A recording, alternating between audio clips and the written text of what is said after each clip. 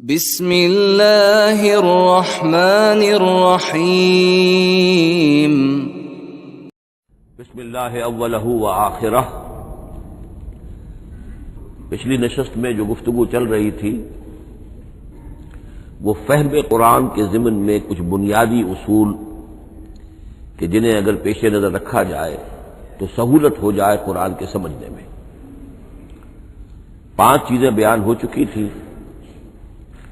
Number 1، قرآن کا اسلوب استدلال منطقی نہیں ہے، فطری ہے، نیچرل اور خطابی ہے، انسان کو خود غور و فکر کرنے اور اپنے اندر جھانکنے کی دعوت دیتا ہے قرآن۔ ثانیاً، قرآن مجید کی آیات میں تقسیم ہے محکمات اور متشابہات، اور سورہ آل عمران میں جہاں اس کا ذکر ہے فرما دیا گیا ہے کہ اہل ایمان کا شیوہ یہ ہونا چاہیے کہ وہ محکمات پر اپنی توجہ کو مرکوز رکھیں اور متشابہات کے بارے میں اجمالی طور پر یقین رکھیں کہ اللہ کی طرف سے ہے، یقیناً حق ہے، چاہے وہ ہماری سمجھ میں آئی ہے یا نہیں آئی۔ لیکن اس میں جو ایک براڈ تقسیم ہے وہ یہ کہ آیات الاحکام سب کی سب محکمات ہیں، مستقل، اور عالم غیب، عالم آخرہ، عالم برزخ، عالم ارواح، عالم ملائکہ، اس کے تمام امور مستقل طور پر متشابہات میں سے ہے۔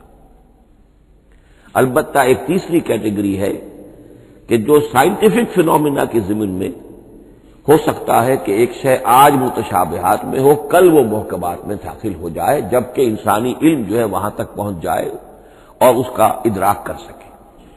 نمبر 3، تفسیر زیادہ تر لفظی طور پر اور نحو اور صرف سے بحث کرتی ہے، تعویل کا مقصد ہے اصل مدلول تک پہنچنے کی کوشش کرنا۔ نمبر 4، تعویل میں عام اور خاص کانٹیکسٹ میں، زمان و مکان کے خاص کانٹیکسٹ میں جب قرآن نازل ہوا تو کسی آیت کا کیا اصل مفہوم تھا جو سمجھا گیا، اس میں شان نزول کی روایات کو بھی اہمیت حاصل ہوگی۔ لیکن چونکہ قرآن مجید صرف اس دور کے لیے یا اس علاقے کے لوگوں کے لیے ہدایت نامہ بن کر نہیں آیا تھا، بلکہ پوری نوع انسانی کے لیے تا ابد الآباد، لہذا اسی میں وہ مضمر ہے، اس میں وہ ہدایت مضمر ہے۔ یہ تعویل عام کر کے آیت کے الفاظ، ان کا در و بست اور آیت کا سیاق و سباق اس کے حوالے سے، اور القرآن یفسر بعضہ بعضا کے حوالے سے یقیناً جو ہے اس میں ابدی ہدایت جو مضمر ہے وہ بھی حاصل کی جا سکتی ہے۔ نمبر 5، تذکر اور تدبر کا فرق، یہ دونوں الفاظ قرآن کے ہیں۔ تذکر کے لیے 4 مرتبہ اللہ نے سورہ قمر میں چیلنجنگ انداز میں فرمایا ہے، وَلَقَدْ يَسَّرْنَا الْقُرْآنَ لِلذِّكْرِ فَهَلْ مِن مُّدَّكِرٍ، ہم نے قرآن کو ذکر کے لیے، تذکر کے لیے، ہدایت اخذ کرنے کے لیے، بنیادی نصیحت حاصل کرنے کے لیے نہایت آسان بنایا ہے۔ تو ہے کوئی جو اس سے تذکر کرنا چاہے؟ اس تذکر میں قرآن کے لیے صرف یہ کافی ہے کہ انسان عربی زبان سے اتنا واقف ہو کہ اس کا ایک براہ راست مفہوم سمجھتا چلا جائے، اور دوسری شرط لازم ہے نیت کی درستی، طلب ہدایت پیش نظر ہو، اپنے علم کی دھوس جمانا جو ہے وہ مقصود نہ ہو، تو قرآن مجید سے تذکر حاصل ہو جائے۔ تدبر کے اعتبار سے قرآن مجید مشکل ترین کتاب ہے، بلکہ میں نے اس وقت ایک غلط لفظ استعمال کر دیا تھا، دنیا کی مشکل ترین، یہ دنیا کی کتاب ہے ہی نہیں، یہ تو مشکل ترین کتاب ہے، بھائی مانا کہ اللہ تعالیٰ کے علم کامل سے اس کا نزول ہوا ہے، اس علم کا احاطہ کسی انسان کے لیے ممکن نہیں ہے۔ اسی طرح یہ قرآن ایک ایسے سمندر کے مانند ہے جس کا نہ کوئی کنارہ ہے اور نہ ہی اس کی کوئی تہہ ہے، اس میں پوری زندگیاں کھپانے کے باوجود بھی افلا یتدبرون القرآن، تدبر، لیدبروا آیاتہ ولیتذکر اولو الالباب، یہ 2 اصطلاحات خود قرآن کی ہیں۔ میرا جو کتابچہ ہے مسلمانوں پر قرآن مجید کے حقوق، اس میں نے ان پر تفصیل سے بحث کی ہے۔ نمبر 6، 2 اعتبارات سے قرآن مجید پر غور کرنے والے کا ایٹیچیوڈ ایک دوسرے سے بالکل متضاد ہوگا۔ احکام کے حوالے سے ایک طالب علم کا رخ پیچھے کی طرف ہونا چاہیے. اسلاف نے کیا سمجھا، ان سے پہلوں نے کیا سمجھا، ان سے پہلوں نے کیا سمجھا، صحابہ نے کیا سمجھا، یہاں تک کہ اپنے آپ کو محمد الرسول اللہ کے قدموں میں پہنچا دیجیے. دین کا عملی پہلو، حلال اور حرام، جائز و ناجائز، یہ چیزیں آپ کو، یہ نہیں کہ آپ کو نئے زمانے کی وہ جو بھی ریسرچ ہو اس کے حوالے سے اور نئے زمانے کے سائنسی جو حقائق ہیں ان کے حوالے سے بات کریں. دوڑ پیچھے کی طرف ہے گردش ایام، تو پیچھے سے پیچھے، پیچھے سے پیچھے، یہاں تک کہ میں مصطفیٰ برسا خیش را کے دی ہماؤس اگر بہو نہ رسیدی تمام مولا پیچھے. لیکن حکمت، سائنس، اس کے حوالے سے آگے بڑھی ہے، آگے سے آگے بڑھی ہے. وہ تو میں عرض کر چکا ہوں کہ وہ جو فینومینا قرآن مجید میں سائنٹیفک مذکور ہیں ان کی اصل حقیقت جو ہے وہ ہمارے اگر اسلاف کو سمجھ میں نہیں آ سکی تو بات سمجھ میں آتی ہے. ابھی علم کی سطح ہی اتنی کمزور تھی، اتنی نیچی تھی کہ ان کی اس کا ادراک ممکن نہیں تھا. اس میں آگے بڑھیے تو اس میں بالکل متضاد ہو گیا کہ ایک میں زمانے کا ساتھ دینے کی بجائے زمانے سے بھی آگے چلو، اور ایک میں پیچھے پیچھے پیچھے پیچھے، یہاں تک کہ محمد الرسول اللہ والذین معہ، محمد الرسول اللہ والذین معہ، ان کے قدموں تک اپنے آپ کو پہنچا دو. آخری شے فہم قرآن کے ضمن میں، لیکن یہ last but not the least کے مصداق ہے. یہ بات بہت صراحت کے ساتھ مولانا مودودی نے لکھی ہے تفہیم القرآن کے مقدمے میں، اور بہت اہم بات ہے، بہت اہم بات. اور وہ یہ ہے کہ قرآن مجید ایک ایسی کتاب نہیں ہے جسے کوئی محقق اور ریسرچ اسکالر اپنی لائبریری میں بیٹھ کر اور ریفرنس بک سامنے رکھ کر ادھر سے ادھر اور سمجھ لے. اس کے سمجھنے کی شرط لازم یہ ہے کہ جو یہ راستہ دکھاتا ہے اس پر چلنا شروع کرے. ایک ایک قدم کے بعد قرآنی حقائق مزید منکشف ہوں گے، اور مزید منکشف ہوں گے، اور مزید منکشف ہوں گے. جب تک قرآن مجید کے بتائے ہوئے راستے پر آدمی چلے گا نہیں، قرآن کی اصل حقیقت اس پر کبھی منکشف نہیں ہوگی. چاہے تفسیر لکھ دے، وہ تو لفظوں کی بحث ہے، صرف اور نحو ہے یا روایات ہے، وہ جمع کر دیجئے. لیکن یہ کہ قرآن مجید کا صحیح فہم عمل کے بغیر ممکن ہے. جیسے قرآن مجید میں آتا زادتہم ایمانا، ایمان بڑھتا ہے، عمل کے ذریعے سے ایمان بڑھتا ہے. میں اس میں ایک شے کا اضافہ کر رہا ہوں.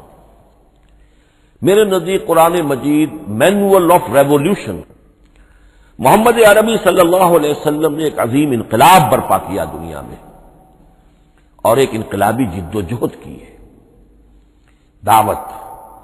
دعوت کے قبول کرنے والوں کو منظم کرنا، ان میں سم و طاعت کی عادت پیدا کرنا، پھر ان میں تن من دھن قربان کرنے کا جذبہ پیدا کرنا، پھر ان کا تزکیہ کرنا، ان کی تربیت.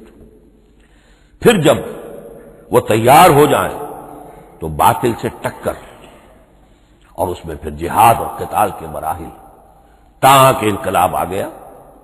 اور یہ کہ جاء الحق وزهق الباطل ان الباطل کان زهوقا. اس جد و جہد کے ہر مرحلے پر قرآن نازل ہو رہا ہے، جو اس مرحلے کے جو مسائل ہیں، جو اس مرحلے کے پرابلمز ہیں، جو اس مرحلے کی مشکلات ہیں، ان سے بحث کر رہا ہے.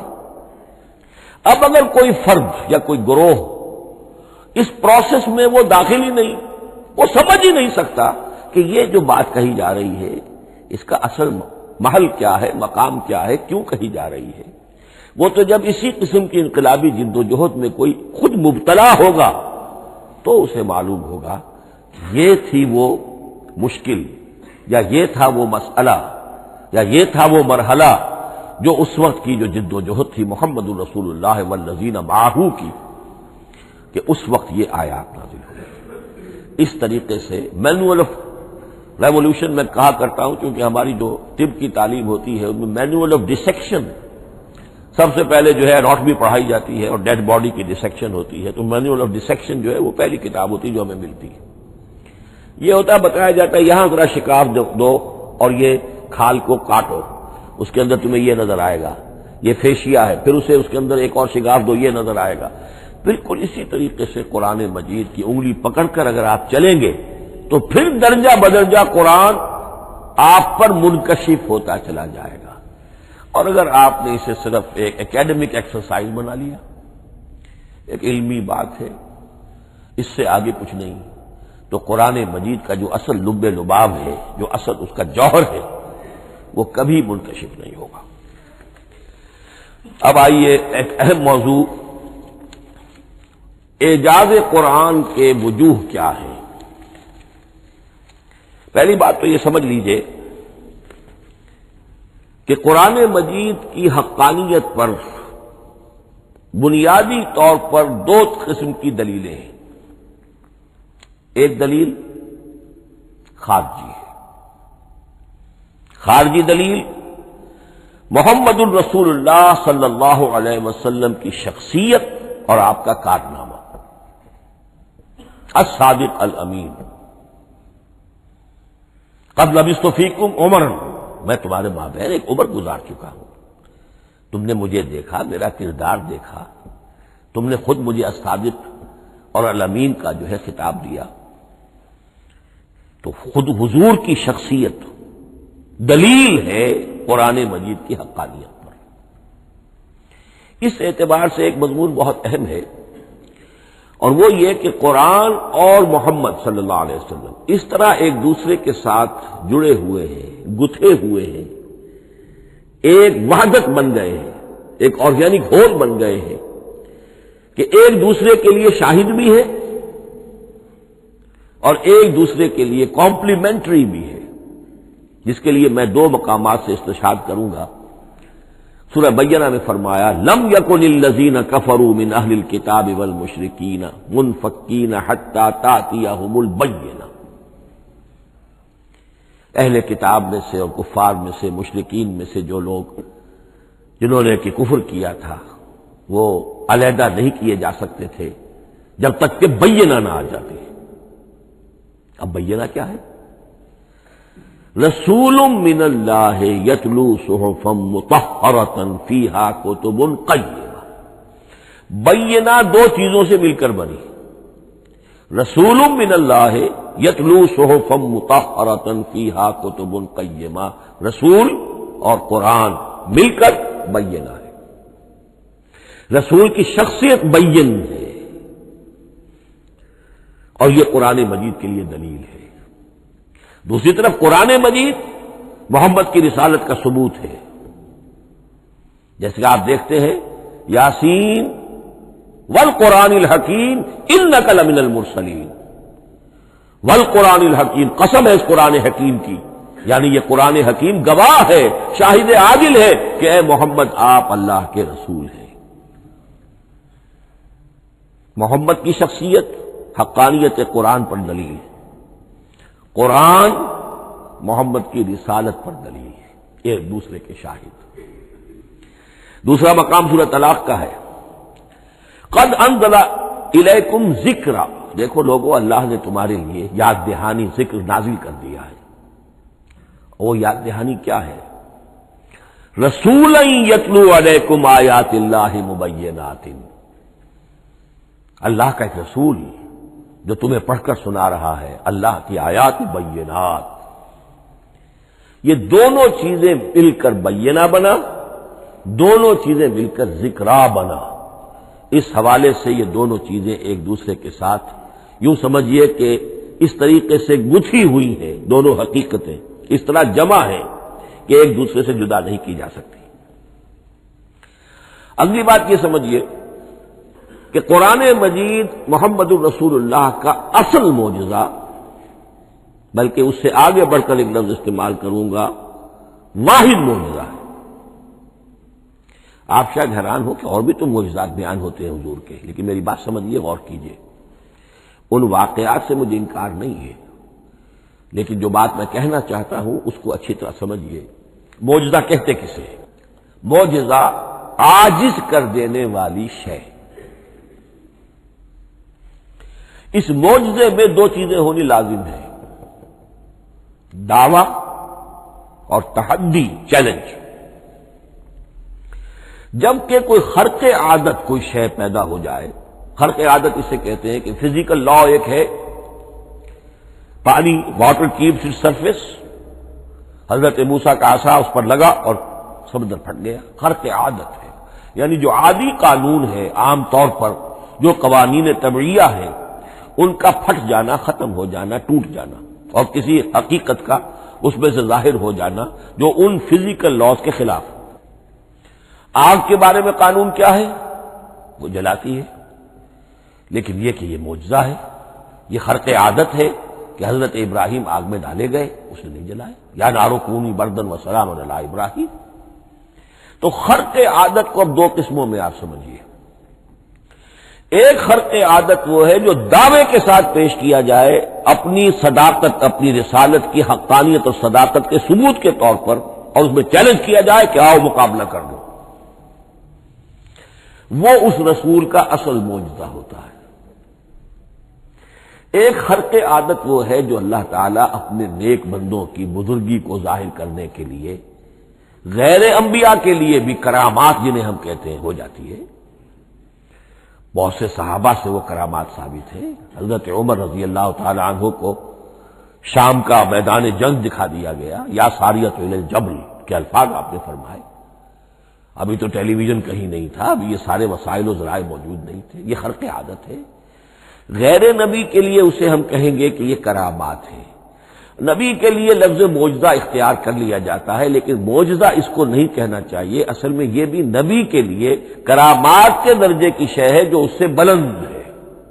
معجزہ وہ ہے جسے کوئی نبی دلیل کے طور پر پیش کرے اور اس پر چیلنج کرے کہ آؤ اور مقابلہ کرو۔ مثلا حضرت موسیٰ علیہ السلام کو دو معجزے دیے گئے، اور اس میں سے جو سانپ بن جانا تھا لاٹھی کا، وہ معجزہ جس پر چیلنج بھی آیا اور ساحروں سے مقابلہ بھی کیا، اور ساحر شکست کھا گئے، عاجز آ گئے۔ القی السحرۃ ساجدین، وہ سارے جادوگر جو ہے فوری طور پر بے اختیار سجدے میں گر گئے۔ آمنا برب موسیٰ و ہارون، ہم ایمان لے آئے موسیٰ اور ہارون کے رب پر۔ یہ معجزہ ہے۔ اس معنی میں محمد الرسول اللہ صلی اللہ علیہ وسلم کا معجزہ صرف قرآن حکیم۔ قرآن مجید میں آپ سورہ انعام میں بھی دیکھیں گے بہت ہی شدت کے ساتھ، سورہ بنی اسرائیل میں دیکھیں گے بڑی تفصیل کے ساتھ معجزے طلب کیے گئے۔ آپ اس مکے کی سرزمین میں ابھی ہمارے دیکھتے ہی دیکھتے چشمہ نکال دیجئے، ہم مان لیں گے آپ اللہ کے رسول ہیں۔ آپ ہماری نگاہوں کے سامنے آسمان پر چڑھ کر دکھائیے، پھر وہاں سے کتاب لے کر اتریے، پھر ہم سمجھ لیں گے آپ اللہ کے رسول ہیں۔ آپ کے لیے چشم زدن میں کوئی محل سونے کا چاندی کا تیار ہو جائے، مان لیں گے آپ کو اللہ کے رسول ہیں۔ آپ اس بے آب و گیا وادی میں فوراً ایک باغ جو ہے اپنے لیے بنا کے دکھا دیں، مان لیں گے کہ آپ اللہ کے رسول ہیں۔ ایسے تمام مطالبات پر اللہ تعالیٰ کی طرف سے کوڑا جواب ملا، اللہ اس قسم کی کوئی شے نہیں دکھائے گا۔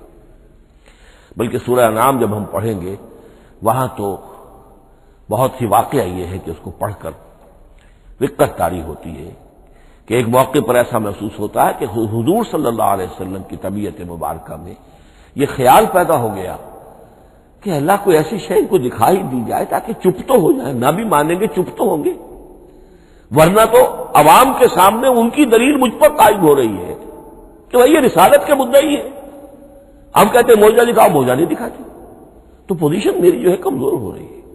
وہاں جس انداز میں اللہ نے کہا ہے ہرگز نہیں، اے نبی اگر آپ کے اختیار میں ہے تو کہیں آسمان پر سیڑھی لگا لیجئے یا زمین میں سرنگ لگا کے کوئی معجزہ لا سکتے ہو تو لے آئیے، ہم نہیں دکھائیں گے۔ رقت طاری ہوتی ہے۔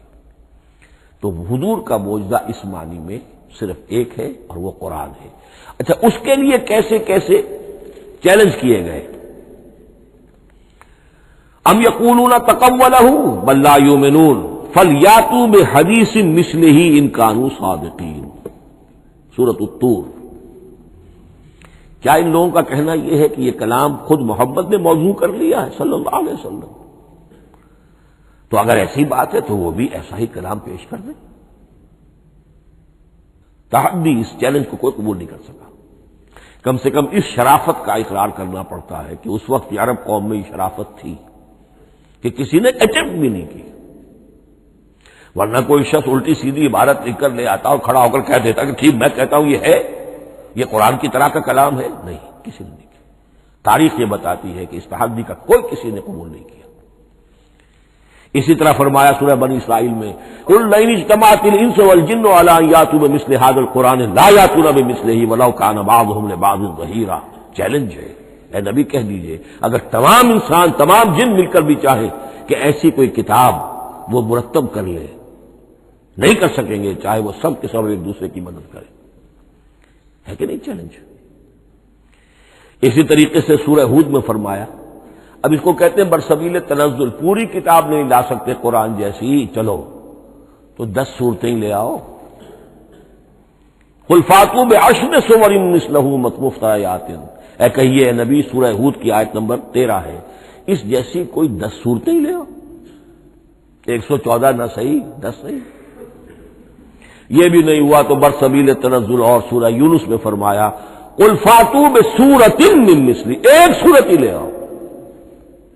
اور اسی کو سورہ بقرہ کے 30 رکوع میں دہرایا گیا، وَإِن كُنتُمْ فِي رَيْبٍ مِّمَّا نَزَّلْنَا عَلَىٰ عَبْدِنَا فَأْتُوا بِسُورَةٍ مِّن مِّثْلِهِ وَادْعُوا شُهَدَاءَكُم مِّن دُونِ اللَّهِ إِن كُنتُمْ صَادِقِينَ۔ لیکن نوٹ کر لیجئے کہ کسی نے یہ جرأت نہیں کی، نہ قرآن کے اس دعوے کو چیلنج کیا، نہ کسی نے مقابلے کی کوشش کی، نہ کوئی اپنی کوئی تصنیف و تالیف یا اپنا کوئی کمپوزیشن لا کر اور یہ دعویٰ کر کے کھڑا ہوا کہ جمع کر لیجئے، منصف بلا لیجئے، کوئی کمیشن بٹھا لیجئے، میرا یہ کلام بھی بالکل ہم وزن ہے اس کلام کی۔ نہیں۔ اب ہمیں دیکھنا یہ ہے کہ وجوہ اعجاز قرآن مجید کے کیا کیا ہے۔ معجزہ تو یہ ہے، حضور کا اصل معجزہ یہ ہے، لیکن معجزہ کس کس پہلو سے ہے؟ یہ ایک ایسا موضوع ہے کہ جس پر پوری تصانیف لکھی گئی ہیں۔ وجوہ الاعجاز، وجوہ اعجاز القرآن، قرآن کے معجزہ ہونے کے کون کون سے پہلو ہیں۔ اس کا واقعہ یہ ہے کہ احسان ناممکن ہے، اور جیسے جیسے زمانہ آگے بڑھے گا اس کے اور پہلو واضح ہوتے جائیں گے۔ سنوریہم آیاتنا فی الآفاق وفی انفسہم حتی یتبین لہم انہ الحق۔ لیکن یہ کہ کس کس پہلو سے یہ معجزہ ہے، چند موٹی موٹی باتیں ضرور سمجھ لیجئے۔ لغت، ادب، فصاحت، بلاغت، عذوبت، مٹھاس، اس کے اعتبار سے قرآن معجزہ ہے۔ لیکن اس اعتبار سے قرآن معجزہ ہے یا تو تھا اپنے زمانے کے عربوں کے لیے، غیر عرب کے لیے تو نہیں تھا۔ غیر عرب جو ہے قرآن مجید کی جو بھی فصاحت و بلاغت ہے، اس کا جو لٹریری بیوٹی ہے، اس کو تو وہ اپریشیٹ نہیں کر سکتا تھا۔ یہ حصہ جو ہے یا تو عربوں کے لیے تھا اس وقت دائمی، یا آج بھی عرب کچھ نہ کچھ، بہرحال عربی ان کی زبان ہے، وہ پڑھتے ہیں، جیسا کہ میں نے عرض کیا تھا، چاہے عیسائی ہو اور چاہے یہودی ہو، وہ بھی اپنے ہاں لٹریچر کی، عربی لٹریچر کی ہائیسٹ کتاب کی حیثیت سے قرآن مجید پڑھانے پر مجبور ہے۔ ایک پہلو اس کا یہ ہے، اور اسی کے حوالے سے نوٹ کیجئے حضرت لبید رضی اللہ تعالی عنہ، یہ سبع معلقہ کے شعراء میں سے تھے آخری۔ عربوں میں چونکہ اس کا بڑا چرچا تھا شاعری کا، تو ان کا جو سالانہ جشن ایک ہوتا تھا، اس میں وہ بہت بڑے بڑے شعراء سب جمع ہوتے تھے، اپنے اپنے قصیدے پڑھتے تھے، اور جس کا قصیدہ سمجھا جاتا تھا کہ سب سے اعلیٰ ہے، سب سے بلند ہے، سب سے عمدہ ہے، اب اسے اس سال کے لیے وہ گویا کہ ملک الشعراء اس کو مانا جاتا تھا کہ یہ شاعروں کا بادشاہ ہے، اور تمام شاعر اسے سجدہ کرتے تھے بالفعل، اور اس کے قصیدے کو کعبے کی دیوار کے ساتھ ٹانگ دیا جاتا تھا، معلق کر دیا جاتا تھا۔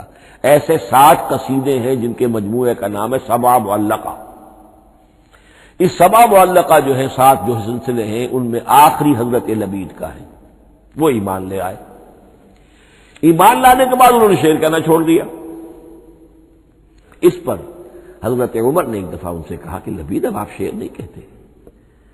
ان کا جواب تھا ابعد القرآن، کیا قرآن کے بعد بھی کسی کے لیے کوئی موقع ہے کہ وہ کچھ کہنے کی کوشش کرے؟ فصاحت اور بلاغت کی تو معراج قرآن مجید ہے، وہ آ چکی